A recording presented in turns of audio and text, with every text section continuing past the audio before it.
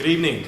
This is Rodney Richardson from KTVW News Channel 8, and we bring you live breaking news, hoping to rectify the intelligence failures that preceded the September 11, 2001 terrorist attacks. Congress has just cleared the most extensive overhaul of the U.S. intelligence community since World War II. We have a man live in the field at this breaking news conference. We take you to him now. Thanks, Rodney. Yes, America, after years and years of what has been reported as intense in-house quarreling amongst our prestigious congressmen, it seems as though the tide has finally turned. Our congressman forefathers would be proud of the journey undertaken to achieve this goal, I'm sure. It has been confirmed that on this day, December 17, 2004, the President will sign this bill into action. In a moment, we will be able to take you live to the historic press conference at which questions will be answered pertaining to just what may or may not have been left on the cutting room floor of the House and Senate chambers. Who were the key players involved in herding this monumental bill forward? Is America safer in the long run? Take you to where the action is at. It's Press Secretary Rachel Shaw.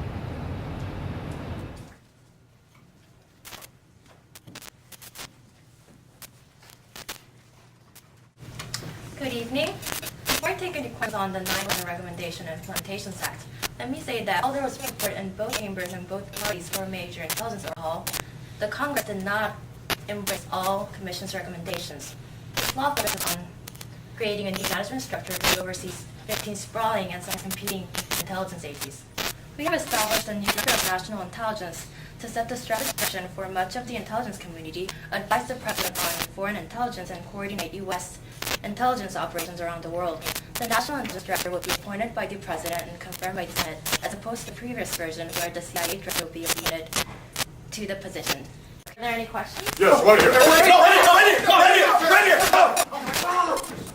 Hi, can you speak more on the National Intelligence Program implemented by the bill? What kind of powers will the new director have? Will it improve our agency's ability to share information with one another?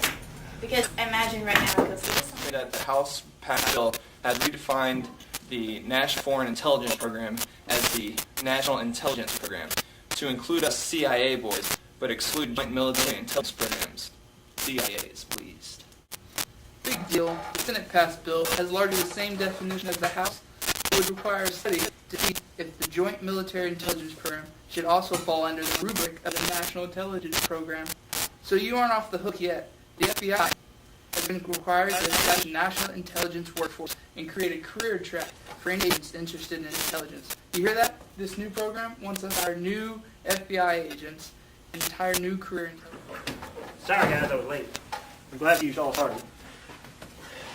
Now we have got to stop this argument.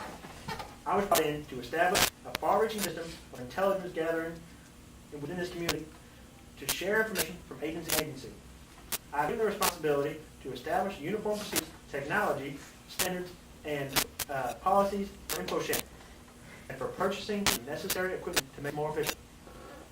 I have the power to determine the annual budgets of the National Intelligence Program, which you all are part of, even you, DEA. According to this bill, I can even participate in the creation of purely military budgets. Is there another question?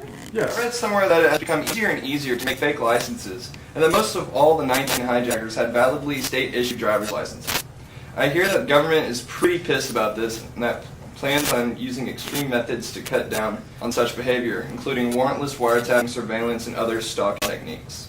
There is no room for harmless mistakes by innocent civilians, because I imagine right now it goes a little something like this.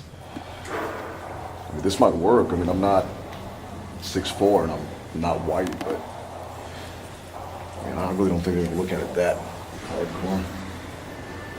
Hey guys, wait up! I'm coming.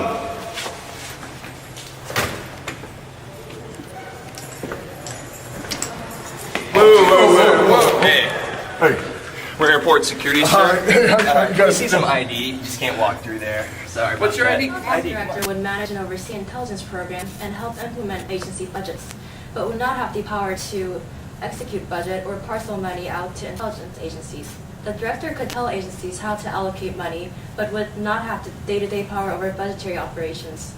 This was the biggest problem with signing the bill.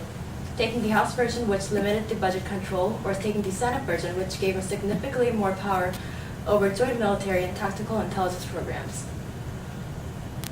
And there was an agreement to slightly soften the director's budget authority by the use of the language abrogate. That word in the bill was enough to win over the House Armed Service Chairman, Duncan Hunter, who had been the primary holdout on the bill.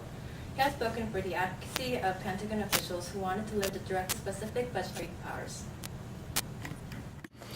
Although discussions broke down when the House and Senate tried defining the DNI's budgetary powers, DNI meaning Director of National Intelligence, there were two key people involved in shepherding legislation and compliance: Maine Republican Susan Collins and Connecticut Democrat Joseph Lieberman. They worked very hard behind the scenes to strike a middle path between giving the DNI less or more budgetary power. In the end, during a conference committee, Collins and Lieberman, Democrat and Republican, agreed to language softening the budgetary powers using the word abrogate. Now, abrogate, meaning that the DNI's powers could not exceed military chain of command. This ultimately turned Armed Services Chairman Duncan Hunter towards an agreement in legislation of this bill. He, in turn, had originally killed it. But in order for him to agree to this compromise, they made a promise with him that he would be able to bring up certain dropped provisions in the future dealing with immigration and money laundering. In retrospect, and with all perspective, America now seems to be safer. And thank you for watching KTVW Channel 8 News. Good evening.